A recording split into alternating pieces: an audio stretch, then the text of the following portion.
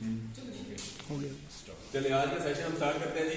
Experiment number हमारा 5 है। इसको मैंने लास्ट टाइम आपको बताया था, वेबसाइट के ऊपर मैंने इसको शेयर कर दिया है, ठीक है। तो वेबसाइट पे आप जाएंगे तो वेबसाइट के ऊपर अगर आप देखें तो ये लैब सेशन जो आपको नजर आ रहा है, ये लैब सेशन जो है वो ये 4 जो है वो मैंने शेयर कर दिया है। ये वायरिंग वाला है ना, 5 होगा ना ये, तो 5 भी शेयर है, ठीक है। तो डबल ई वर्कशॉप्स में जाएंगे, डबल ई वर्कशॉप इसमें जाएंगे तो इसमें आपको ये नजर आ जाएगा।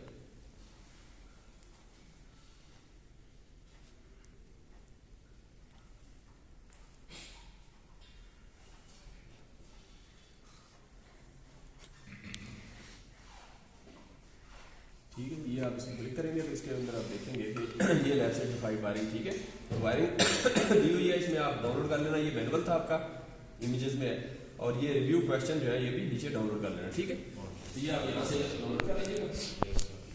तो पिछले जो सेशन के लैब सेशन 4 था वायरिंग स्विचेस वाला, उसके आपने रिव्यू क्वेश्चन आज नहीं लिखे, मैंने संडे को अपलोड किए थे, तो आप डाउनलोड कर लेना वहाँ से, वो भी कर लेंगे, ठीक है। तो वहाँ से दोबारा लिख लेना नेक्स्ट टाइम लिख के लिए। तो आज का हमारा सेशन वायरिंग के ऊपर है, मेन हमारा वायरिंग है। तो उसके बाद इलेक्ट्रिकल वायरिंग और उसके साथ साथ जो है डिजाइन ऑफ बोर्ड है, डिजाइन ऑफ इसको डिस्ट्रीब्यूशन बोर्ड,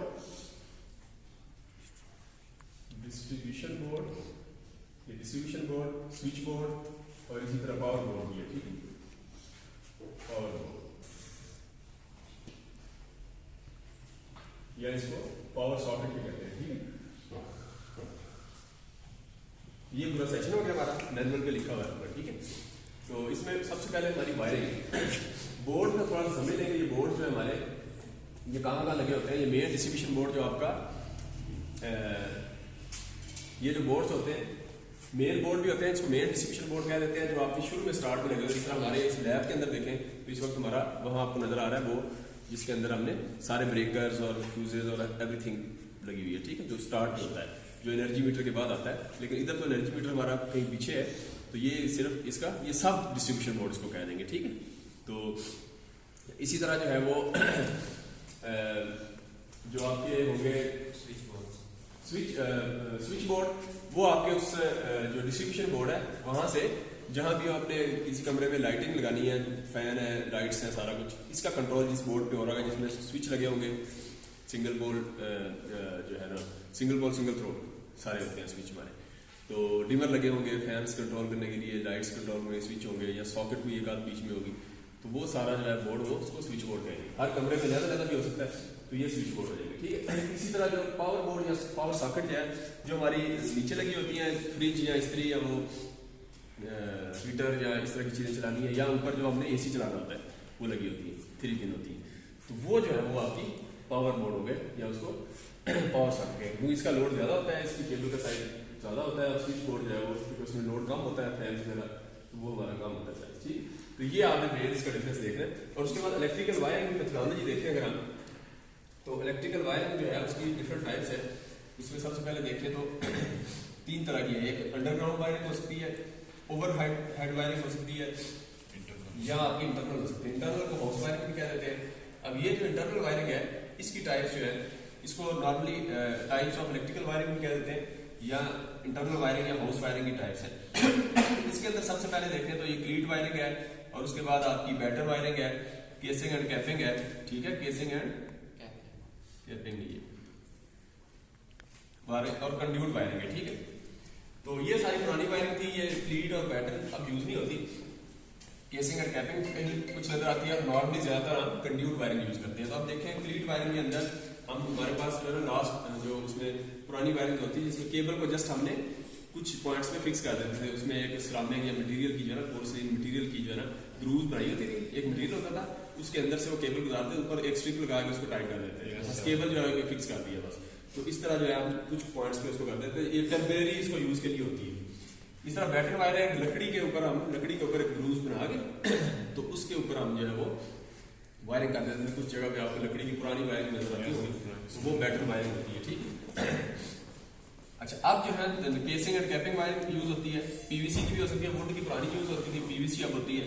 जिस तरह आपको यहाँ नजर आ रही है केसिंग एंड कैपिंग, तो केसिंग नीचे यानी जो ये वायरिंग होती है इसमें, ये ऊपर केपिंग होती है, केप उतारे तो नीचे आपको एक पूरी वो नजर आती है, ट्रेंच सी बनी हुई है, और उसके अंदर हम केबल गुजारते हैं और ऊपर उसके ऊपर जो हम केपिंग कर देते हैं, ठीक है। तो ये जो आपको पीवीसी की नजर आ रही है, तो ये ऊपर जो सामने नजर आती है, तो ये सारी केसिंग एंड कैपिंग में आ जाएगी। पीवीसी की नॉर्मली होती है, पहले वुड की भी होती थी, लेकिन पीवीसी की यूज होती है। मेन वायरिंग जो है हमारी वो कंड्यूट वायरिंग है, जो कि नॉर्मली पीसी की यूज करते हैं, पीवीसी की, पॉलीविनाइल क्लोराइड मटेरियल की, या जीआई पाइप होता है, गैल्वेनाइज्ड आयरन पाइप, उसका उस मटेरियल से कुछ ऑप्शन में, लेकिन जाहिर है कि ये डेफिनेटली महंगी होगी, और नॉर्मली हमारे घर में हम देखें तो पीवीसी का वो पाइप जा रहा होता है, ठीक है। तो अब ये कंड्यूट वायरिंग जो है, एक पाइप हम बना देते हैं, उस पाइप के अंदर से वायरिंग गुजारते हैं। सारे घरों में हमारे नॉर्मली पीवीसी प्लेट्स यूज होती है, ऑफिस में या कुछ जगह पे ये जीआई की भी यूज होती है, ठीक है। मटेरियल जो पाइप होता है वो आपका जीआई मटेरियल का हो सकता है। अब ये जो कंड्यूट वायरिंग है, ये आपकी नॉन कंसील्ड भी हो सकती है, सेमी कंसील्ड भी, या फुली कंसील्ड भी हो सकती है, ठीक है। नॉन कंसील्ड है तो आपकी सामने नजर आ रही है, ठीक है। तो आप कुछ जगह पे आपको नजर आता होगा, तो कुछ पाइप्स, काफी ज्यादा पाइप्स है जहां हमें वायरिंग के चाहिए होते हैं, नीचे स्टैंड सा लगाते हैं और उसके ऊपर से पाइप गुजार देते हैं, ठीक है। या कुछ और भी जहां सिचुएशन ऐसी होगी जहां हमने, तो वहां नॉन कंसील्ड ओपन यूज करेंगे जहां हमने कनेक्शन करना है। सेमी कंसील्ड और फुली कंसील्ड ये होती है कि आपको जिस तरह हमारे यहाँ वायरिंग है पूरी पंखों की, आपको छत पे भी कोई वायरिंग का निशान नजर नहीं आता, और वहां से स्विच बोर्ड तक भी आपको अंदर से इंटरनल वायरिंग मिली हुई है, तो ये सारी आपकी फुली कंसील्ड होगी। सेमी में ये होता है कि आपका छत जो है उसमें इंटरनल होती है, कंक्रीट और बजी डालते हैं, उसको इंटरनल कर देते हैं, और बाहर जो है ये वाली जो है ओपन कर देते हैं, दीवार पे वो आपको नजर आएगी, और अंदर जो है वो उसमें, तो ये सेमी कंसील्ड इसको कहते हैं। इस तरह ये डिफरेंट टाइप्स की आपकी कंड्यूट वायरिंग हो जाएगी, ठीक है। अच्छा, अब जो है फ्लीट वायरिंग जो है जो पुरानी यूज होती थी, उसमें ग्रूव्स मैंने बता दिया लकड़ी का या उसमें, और उसके बाद आपने क्या कर, इसमें केबल जो है नॉर्मली जो लास्ट टाइम हमने केबल की टाइप पढ़ी थी, VII cable, vulcanized insulated rubber cable है, ये नॉर्मली हम पीवीसी की केबल इसमें यूज कर लेते थे। इसी तरह अगर आप बैटरी में जाएं तो बैटरी के अंदर हम जो है वो ये TRS केबल हमने, और या उसको दूसरा नाम CTS भी था, केप टायर शीट केबल, या TRS था जो टफ रबर शीट केबल कहते थे, या पॉलीविनाइल क्लोराइड थी, ये इस मटेरियल की बैटरी में हम यूज कर लेते थे, ठीक है। और इस तरह मेटल शीट वायरिंग, इस तरह की टाइप भी हम इसमें बैटरी में यूज करते थे। अच्छा, अब इसके बाद देखें ये तो हमने टाइप्स इसकी पढ़ ली। अब हम देखते हैं कि इस टाइप्स के अंदर जो है हमारा इनके एडवांटेज क्या है। एडवांटेज अगर हम देखते हैं तो इसके अंदर सबसे पहले क्लीट का देख लेते हैं। क्लीट में देखें तो एडवांटेज ये है कि ये सिंपल थी, चीप भी थी, डेफिनेटली इसमें इतना वो मटेरियल यूज नहीं होता था फिक्स करने के लिए। टेम्परेरी यूज जहां भी आपने करना है वहां ये मतलब एप्लीकेबल है, और इसका रिपेयर चूंकि ओपन है तो रिपेयर जहां से प्रॉब्लम है आपको पता चल जाता है, रिपेयर इजी है। अपीयरेंस ठीक नहीं है इसकी, इसको नजर अच्छी नहीं आती है, और इसको हम जो है परमानेंट यूज कहीं भी हम इसको यूज नहीं कर सकते। और केबल जो है ये डेफिनेटली चूंकि ओपन एयर में होती है, और इसके अंदर जो है वो स्मोक, रेन, जो वेदर कंडीशंस है वो इसके ऊपर इसको डैमेज करती है, ठीक है।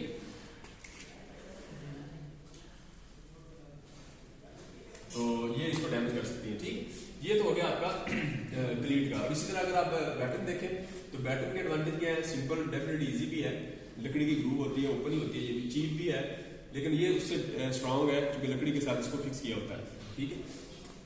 अच्छा, एडवांटेज डिसएडवांटेज ये है कि इसको इंस्टॉल एंड ह्यूमिडिटी जहाँ है वहाँ नहीं कर सकते, लकड़ी है तो आपकी ह्यूमिडिटी जहाँ भी होगी वहाँ ये डेंजरस है। आउटडोर एरियाज में हम नहीं कर सकते इसको, इंटरनल ही होगी कहीं, और इसी तरह जो है हाई रिस्क है इसका। और उसके बाद ये है कि क्योंकि लकड़ी आग लगी तो लकड़ी को पूरी को लग जाएगी, ठीक है।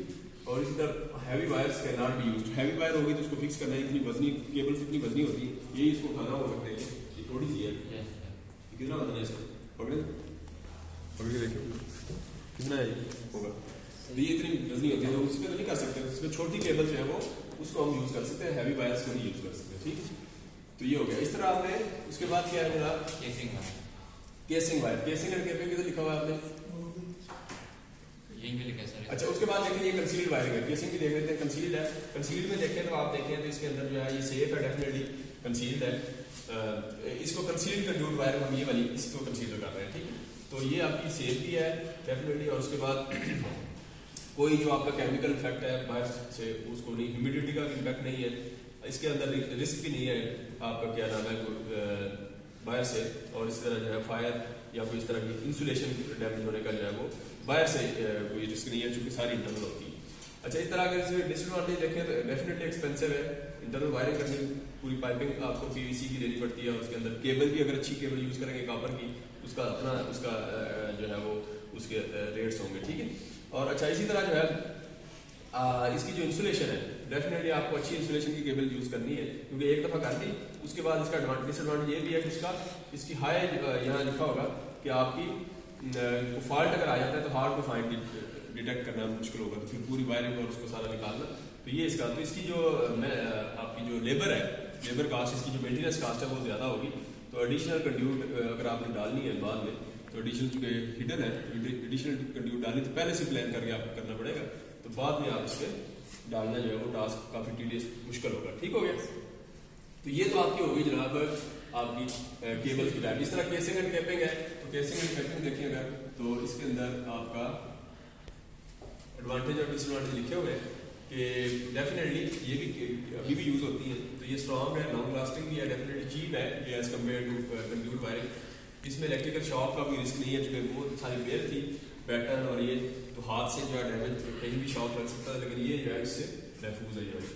अच्छा, लेकिन इसके अंदर देखिए डिसएडवांटेज क्या है, इसलिए या कॉस्टली, इसलिए उसमें नहीं कॉस्टली रिपेयरिंग है, कहीं डैमेज हो जाए अगर तो उतारना पड़ेगा, और फिर कहीं अगर शॉर्ट सर्किट से आग भी लग जाए फर्ज करें तो ये प्लास्टिक है, ठीक है, तो डैमेज इसका भी है, कॉस्टली भी, हाई रिस्क भी है डेफिनेटली इसका। तो ये हम थोड़े से इसके एडवांटेज और डिसएडवांटेज पढ़ेंगे। अब हमने इलेक्ट्रिकल वायरिंग, ये तो हमने देख लिया कि थोड़ा सा कि डिफरेंट टाइप्स की वायरिंग थी बेस्ड ऑन दी मटेरियल, कि आपने कौन सी उसका जो फिक्सचर है, फिक्सिंग कैसे करते हैं वो है। एक टाइप्स ऑफ वायरिंग आपने यहाँ लिखी है, किस लिखी, तो 3 टाइप्स ऑफ वायरिंग की लिखी है, जिसमें टी आती है, और एक आपकी जो है वो लूप वायरिंग है, और चौथी जो है, तीसरी जो है वो ये देखिए 3 मेथड्स ऑफ वायरिंग। अब इसमें ये joint box, T system, loop and system आप देखेंगे। अब यही वायरिंग आ गई, फॉर एग्जांपल आपकी कंड्यूट वायरिंग है, इस कंड्यूट वायरिंग में भी आप डिफरेंट मेथड यूज कर सकते हैं आप अंदर उसके वायरिंग करने के, ठीक है। तो बेस्ड ऑन कनेक्शंस ये करें, और ये बेस्ड ऑन आपका कंस्ट्रक्शन हो गई, या इसको आपका based on the layout method, या ले यानी इसको आपने लगाना कैसे है, ये तरीका हो गया। अब उसके अंदर फिर आपने जॉइंट कैसे लगाने हैं, इलेक्ट्रिकल कनेक्शन कैसे करने हैं, based on connection, electrical connection.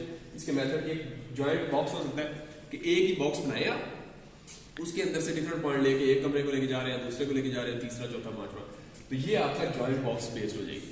अच्छा, इसी तरह टी सिस्टम क्या होगा, जिस तरह नॉर्मली हम घरों में होता है कि स्विच इधर से ऑन किया, तो स्विच एक ही जगह पे बने, तो स्विच है तो उधर भी लाइट लगाई, इधर भी लगाई है, ये तो ये टी बनती है, ये तो ये आप एक पॉइंट से लगाएं तो एक पॉइंट से कंट्रोल कर रहे होते हैं, तो ये टी टाइप आ जाएगी, ठीक है, टी सिस्टम हो जाएगा। लूप इन सिस्टम भी हो सकता है कि आपने यहाँ से सप्लाई दी, फॉर एग्जाम्पल यहाँ से सप्लाई इस कुछ इधर पॉइंट्स को दे दी, और यहाँ से लूप लगा के यहाँ से उसी एक पॉइंट से दूसरे कमरे को ले गए, और इधर से जो सप्लाई थी इससे दूसरे कमरे को, तो ये एक लूप सा बन जाता है।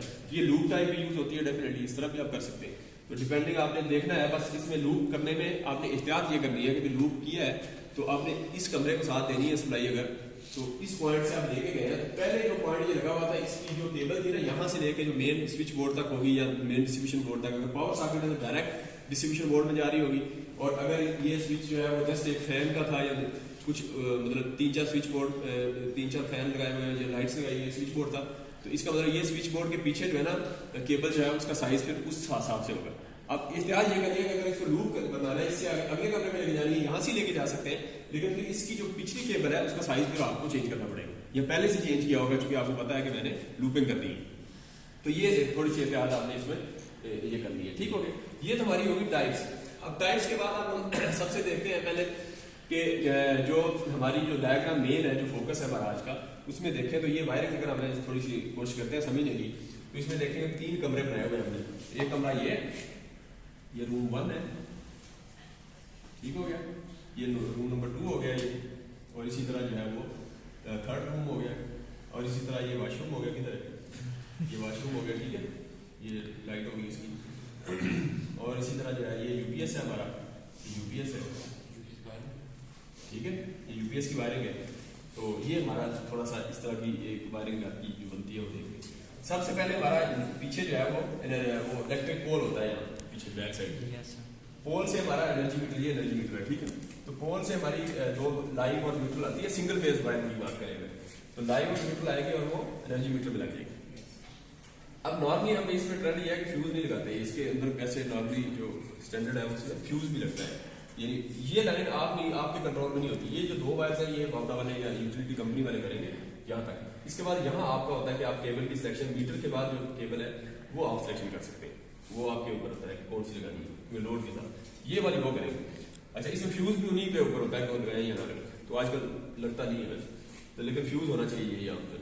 इलेक्ट्रिक पोल से फ्यूज के बाद ये एनर्जी मीटर में, और एनर्जी मीटर से हमारा जो है वो यहाँ जो एनर्जी मीटर से सप्लाई आती है वो हमारा मेन एमसीबी होता है, एमसीबी मिनिएचर सर्किट ब्रेकर, ठीक है। तो एमसीबी मिनिएचर सर्किट ब्रेकर, यहाँ एक और भी होता है जिसको कहते हैं एमसीसीबी, ठीक है। इसका नाम क्या है, मोल्डेड केस सर्किट ब्रेकर, ये बस इनकी रेटिंग का डिफरेंस होता है, ये 100 एम्पीयर तक है। नॉर्मली घरों में हमारे सारे एमसीबी होते हैं, जितने ब्रेकर है वो एमसीबी होते हैं। तो ये 2500 एम्पीयर तक भी अगर लगाना है तो ये बड़े ब्रेकर जो है वो एमसीसीबी हो जाएंगे, तो हमारे एमसीबी होंगे सिर्फ।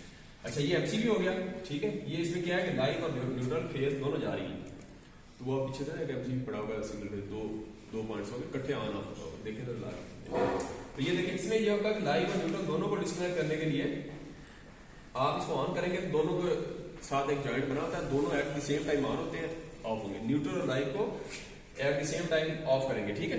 तो ये आपका होगा एमसीबी, ठीक है। अच्छा, एमसीबी के बाद अगला जो आपका ये वाला जो नजर आ रहा है आपको, ये आपका है जनाब, ये एमसीबी हो गया। और इसी तरह ये जो है ये पूरा जो है ये आपका हो गया आरसीडी कहते हैं, ठीक है। तो इसके डिफरेंट नाम है, इसको आरसीडी भी कह देते हैं, residual current device, residual current device, ठीक है। अच्छा, इसको आरसीबी भी कहते हैं, रेसिडुअल करंट ब्रेकर। अच्छा, इसको आरसीसीबी भी कहते हैं, रेसिडुअल करंट सर्किट ब्रेकर। तो ये तीनों नाम इसी के हैं, ठीक। इसका पुराना वर्जन था ईएलसीबी, अर्थ लीकेज सर्किट ब्रेकर, ये पुराना वर्जन था जो कि वोल्टेज को सेंस करता था। दो जो लाइव और न्यूट्रल है इसके वोल्टेज को डिफरेंस को सेंस करके ये चलता था।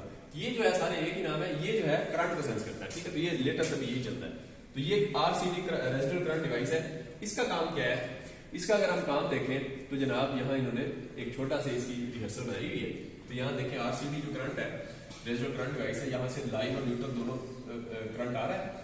अच्छा, ये डिफरेंस भैया करता है लाइव का और जो न्यूट्रल है उसके दरमियान डिफरेंस होगा तो ये पिक कर देगा। आप इस केस में देखें तो ये बल्ब लगा हुआ है, यहाँ से ऊपर है ये। अच्छा, इसमें देखें तो यहाँ से करंट आया आरसीडी से होता हुआ बल्ब में आया, बल्ब से होकर वापस न्यूट्रल में चला गया। तो ये से देखा कि दोनों का करंट सेम है। अब इस केस में ये हुआ कि किसको बंदा हमने हाथ लगाया जाते लाइव के साथ हाथ लग गया, या इसकी बॉडी लाइव जो है बल्ब की बॉडी के साथ, या बल्ब जहाँ लगा हुआ था उसकी बाहर किसी भी जगह पे, या इसकी फ्रिज भी हो सकती है, या स्त्री ज्यादातर कॉमन केसेस है, स्त्री के ऊपर बॉडी लाइव जो है वो बॉडी के साथ शॉर्ट हो जाती है। करते करते स्त्री जो मूविंग पार्ट है, करते करते कोई ऐसा पॉइंट आता है ज्वाइंट वीक हुआ तो लाइव भी कुछ जो है वो स्ट्रैंड्स जो है या वैसे तो वो बॉडी के साथ शॉर्ट हो। अब बॉडी के साथ करंट आ गया, तो अगर आपने ये घर में लाजमी लगाना है, जब भी लगाए तो आरसीडी घर में थोड़ा महंगा होगा, लेकिन ये इसके बाद एमसी के बाद इलेक्ट्रिशियन नहीं लगाते क्योंकि उनके साथ आप कंटेक्ट कर लेते हैं, वो बस ये लगा के चले जाएंगे। इनका भी कोई पता नहीं होता रेट टाइम पे होगी, ठीक है। तो ये चेक करके वैसे तो ये कम से कम हमारी सेफ्टी डिवाइस है। इनको ब्रेकर्स की टेस्टिंग भी होती है, ठीक है। इनकी टेस्टिंग करके कि ये चेक होते हैं। हम कोशिश करेंगे जो ब्रेकर्स वाली जो हमारी एक लैब सेशन है उसमें कोशिश करेंगे अगर कोई हमारे पास अवेलेबल हुए तो। अच्छा, इसके अंदर आप ये भी किया करें कि जिस तरह हमने आज ड्रिल किया ना, तो ड्रिल में आपने आप भी कुछ पार्टिसिपेशन करेंगे, एक्टिव पार्टिसिपेशन, उसको हमने मार्किंग की है, आपकी ज़्यादा नहीं जा रही। तो आप फॉर एग्जाम्पल आपके पास कोई घर के अंदर आपने स्विच बोर्ड या कोई चीज़ तैयार की है या कुछ ऐसे, कुछ स्टूडेंट हैं जो करते हैं, तो वो साथ ले आया करें, एक हफ्ता इधर रखी और इधर अपने सेशन में ले आए और बच्चों को बाकियों को भी समझा दें जो आप समझते हैं कि ये मुझे आती है और ये बाकियों को ड्रिल बन सकती है ये वर्कशॉप के वाले से, तो वो घर से ले आया करें, स्विच बैग में डाल के, तो ठीक। कोई भी ऐसी चीज़ है अगर आपके पास तो वो उसको हम पार्टिसिपेशन में काउंट कर लेंगे, ठीक है, और बाकियों को उसका फायदा मिलेगा, ठीक है। इस तरह की ड्रिल आपने जेल में रखी। अच्छा, आप देखें यहाँ जो है आपका हम देख रहे थे कि आरसीडी की बात कर रहे थे। अच्छा, आरसीडी में ये देखा कि हमने यहाँ अगर इस्त्री लगी है तो बॉडी शॉर्ट हुई, बॉडी को हाथ लगेगा तो आपका करंट जो है वो फ्लो होगा। तो ये करंट फ्लो हुआ इस बॉडी से और ये अर्थ नीचे अर्थ को चला गया, तो ये करंट अब ये डेंजरस है। अब जैसे ही ऑपरेट होगा तो ये देखें जो करंट जा रहा था ये कुछ बॉडी से गुजरा, थोड़ा सा माइनर सा था, बाकी सारा करंट न्यूट्रल में, लेकिन इससे वो माइनर डिफरेंस जो है वो उसको सेंस कर लिया। जब जैसे सेंस किया ट्रिप हो जाएगा तो आपको पता चल गया कि समथिंग गड़बड़ है। तो आप चेक, हम नॉर्मली ये इसलिए नहीं लगाते कि हमारा तो सारा सिस्टम ही वो उस तरह का होता है कि हमने कभी वो क्वालिटी पे या उसको वो स्टैंडर्ड का तो हमारा कोई कंसर्न नहीं होता, हमें तो काम चल जाए। तो जुगाड़ होता है, तो उसमें जुगाड़ में ये होता है कि ज्यादातर जो है हमारा अगर ये लगा देना ट्रिप भी होता रहे। हम जो है जब भी कोई ना कोई डिवाइस ट्रिप हुई होगी, कोई मोटर आपकी कोई ऐसी पड़ी है वो तो थोड़ा बहुत लीकेज तो होती रहती है हमारी, वो लीकेज में ये भी काम नहीं करने देगा आपको सारा सिस्टम, इसलिए ये लगाते नहीं है, ठीक है। लेकिन एहतियात ये हो गया नॉर्मली सारा प्रॉपर सिस्टम आपने लगाया हुआ है उसमें फिर ये ट्रिप नहीं होगा, क्योंकि लीकेज कहीं भी नहीं हो रही, उससे डेफिनेटली नुकसान भी है, आपकी लीकेज है तो लॉस भी, तो उसमें बिजली का बिल भी ज्यादा है। ये तो आरसीडी हो गया, आरसीडी की वजह से ये। अच्छा, आरसीडी आपने एमसीबी के बाद फौरन बाद लगा दें, तो इसमें देखें आरसीडी के अंदर भी जिस तरह एमसीबी है इसके अंदर भी दो पोल है, ये at the same time on off हो रहे हैं, ये देखें दोनों पॉइंट्स को साथ जॉइंट लगाए हुए हैं। तो इसके बाद लाइव न्यूट्रल दोनों को लगाए, इसी दोनों लाइव न्यूट्रल इसके बाद एमसीबी आरसीडी में जाएंगे इसके अंदर दोनों ले जाने ताकि डिफरेंस इसमें मिलेगा। इसके बाद देखें तो यहां से आपने देखा कि इसके बाद जो लाइव था न्यूट्रल तो हमने यहां से कॉमन कर दिया और इससे न्यूट्रल बाकी सबको देंगे, एक पॉइंट बना दिया इधर, और न्यूट्रल जो है वो डिफरेंट पॉइंट्स बना दिए एक स्ट्रिप लगा के, और इसके बाद हमने इसको न्यूट्रल लिंक भी कह देते हैं, ठीक है। तो ये न्यूट्रल लिंक हमने बना दी है और इस न्यूट्रल लिंक से हम डिफरेंट रूम्स को ये न्यूट्रल ले जाएंगे, जहां जहां जरूरत है हम ले जाएंगे, ठीक है। स्विच बोर्ड में न्यूट्रल नहीं आएगा डेफिनेटली, और डायरेक्टली हमें वो अप्लायंसेस जो लगाई हुई है बल्ब या समथिंग उधर ही जानी है, वो हम देख भी लेते हैं। अच्छा, लेकिन दूसरी है लाइव, जो लाइव देखें आप, तो लाइव यहां से हमने हर ब्रेकर को दे दी। अब एक ब्रेकर हमने एक रूम के लिए रखा है, दूसरा ब्रेकर जो है वो दूसरे रूम के लिए है, तीसरा ब्रेकर तो हर रूम के लिए अलग रूम ब्रेकर रख दिए, और जो चौथा ब्रेकर है वो हमारा इधर ये जो लाउंज है या वॉशरूम और इस तरह की जो लाइटिंग इधर कर दी, और आखिरी ब्रेकर जो है यूपीएस के लिए अलग रखा है, ठीक है। ये इस तरीके से ये तरतीब होगी। अब यहाँ देखें तो आपका आरसीडी से जो है जो लाइव वायर है उसकी ये एक कॉमन स्ट्रिप बना देते हैं, स्ट्रिप भी लगा देते हैं इधर, इसको क्या देते हैं जंपर बार भी कह देते हैं, जंपर बार, ठीक है। तो जंपर बार से हम ये करेंगे कि इसको जंपर बार लगा के इसको सब कुछ शार्प कर देंगे, और यहां से अब अलग जाएगी, एक ब्रेकर यहां से गया इसमें स्विच, एक रूम के स्विच बोर्ड में चला गया। अब इसमें क्या होगा ये देखिए अगर आप, तो स्विच बोर्ड में ये ब्रेकर गया है। अच्छा, इस ब्रेकर को देखें तो ये लाइव वायर हमने क्या करनी है, स्विच बोर्ड अभी हमने उसको छोटी सी रिहर्सल भी की है, इसमें आप देखें तो यहां से ये स्विच बने हुए हैं, स्विच के एक पॉइंट पे ये लाइव वायर स्विच के एक पॉइंट पे गई, ठीक है, और दूसरे पॉइंट से हमने बल्ब लगा दिया ताकि बल्ब जो है इस लाइव वायर को करेक्ट डिस्प्ले करेगा, ये जो स्विच है। अच्छा, इसी तरह यहां से एक जॉइंट निकाला और हमने इसकी जो सॉकेट थी, ये एक सॉकेट लगी हुई है इधर, एक हमने बटन लगाया हुआ है, उससे एक सॉकेट भी लगाई हुई है मोबाइल चार्ज करने के लिए, या वैसे ये वैसे 3 पिन नहीं होती, नॉर्मल 2 पिन होती है, तो 3 पिन भी हो सकती, तो वो डिपेंड करता है। तो ये आपने एक लाइन जो है